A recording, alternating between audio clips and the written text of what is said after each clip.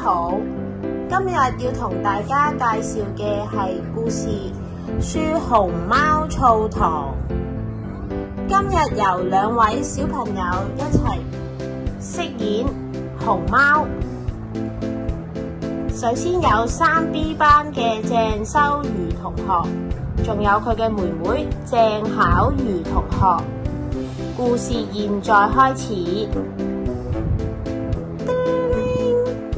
熊貓澡堂，歡迎光臨。老闆，呢度啲錢已經夠晒㗎啦。爸，多謝。快啲啦，快啲啦！兩隻小熊貓，我哋入到澡堂嘅時候，要首先除咗我哋嘅衣物，放落個籃度先㗎。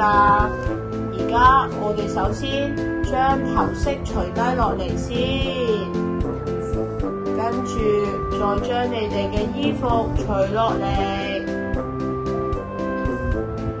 然後再將你哋嘅熊貓眼都除低落嚟啦，然後仲有你嘅襪都除落嚟啦。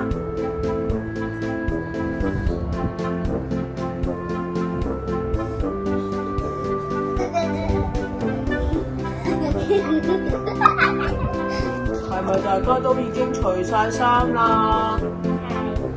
咁我哋一齊攞埋毛巾入去，我哋去沖涼啦。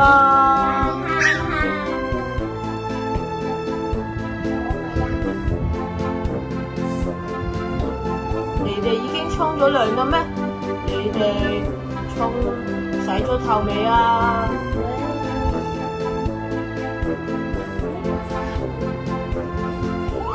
喺澡堂入邊，我哋仲可以互相幫大家擦背脊、碌背脊。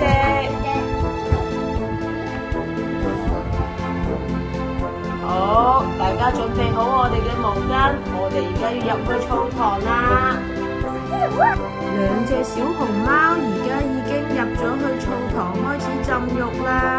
好舒服啊！好舒服啊！好舒服啊！好舒服啊！好舒服啊！哇！澡堂睇嚟越嚟越熱鬧喎，突然間多咗好多人喎，咁多人好逼啊！睇嚟3隻熊貓今日都喺澡堂過咗一個好愉快嘅時光喎，佢哋準備要起身着衫啦。我哋而家開始由着襪開始着翻晒衫。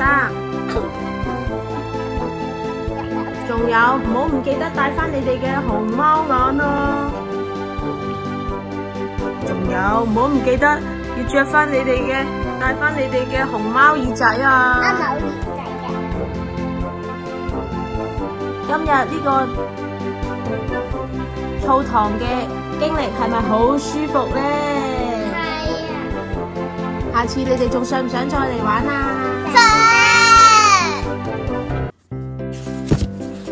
等爸爸媽媽以後再帶你哋嚟澡堂啦。好。你哋而家係咪好肚餓呢？係。我哋而家一齊返屋企食碗拉麵啦。好。